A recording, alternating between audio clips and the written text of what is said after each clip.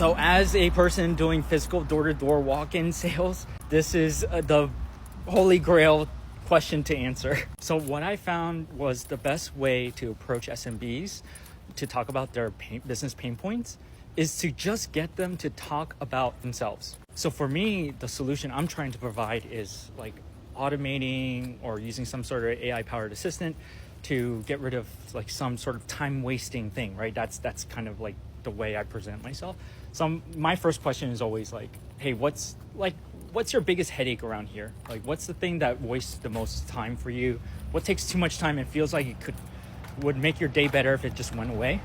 And so usually when I just get the prospect to just talk about themselves, that's usually when they start opening up, because people generally tend to like to talk about themselves. Some people like to vent if they're not having a good day.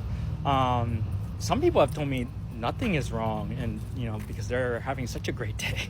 But usually at that point, I just kind of like drill down and over practice, right? Like I've worked with small businesses for 20 years. So, I can kind of guess what the major problems are based on like what they're starting to say. And then I just keep nudging the conversation, like, and making them feel like I understand them. And that only comes from like a lot of experience of talking and working with these small businesses. So like, they tell me, the scheduling system is all messed up. I'm like, oh my God, tell me about it. Like, what are you doing to do that? And they're like, we do it by spreadsheet. And I'll tell them like, oh my gosh, like that must be so tedious. You have to make a new spreadsheet every time. You got to copy paste, and click this and all that kind of stuff. And I just talk about the experience of actually doing the thing that they don't like doing.